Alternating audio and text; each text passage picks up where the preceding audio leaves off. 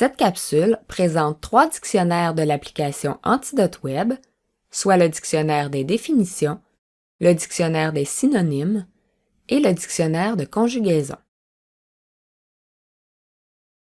Pour accéder à Antidote Web, tu dois d'abord te rendre sur le site antidote.app et te connecter à ton compte personnel à l'aide de ton adresse courriel du Cégep et du mot de passe que tu as créé.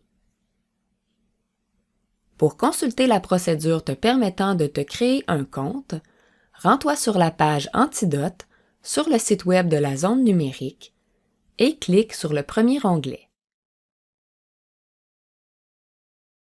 Une fois connecté à ton compte personnel, tu as accès à plusieurs ressources, dont les dictionnaires et les guides.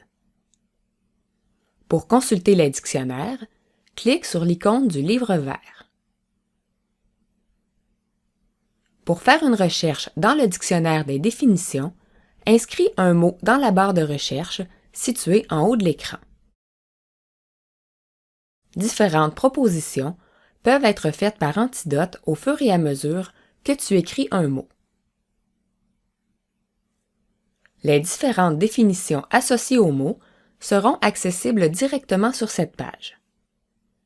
Si le mot est à la fois un nom, un adjectif ou un verbe, par exemple, ce sera indiqué sous la barre de recherche. La liste des différentes définitions, quant à elle, apparaîtra au centre de la page, suivie, s'il y a lieu, d'une liste de locutions, de proverbes ou encore de constructions à proscrire. Sur le plan de l'affichage, on peut notamment cacher des informations pour visualiser davantage d'éléments à l'écran. Pour obtenir des précisions complémentaires, par exemple sur l'étymologie du mot, ou encore sur l'évolution du mot sur le plan de la graphie, clique sur les chevrons dans la colonne de droite. Tu auras alors accès à différentes informations.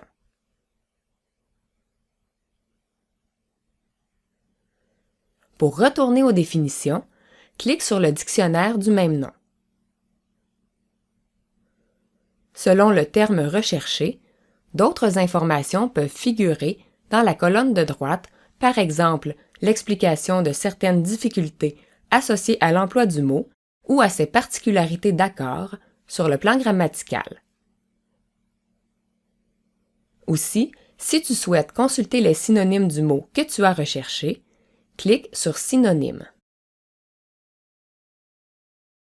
Note que la définition demeure toujours accessible dans la colonne de droite.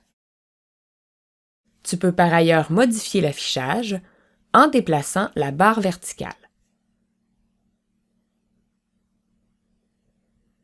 Dans ce dictionnaire, tu peux faire un tri à l'aide des options situées au bas de la page selon que tu souhaites obtenir, par exemple, un terme à forte ou faible connotation.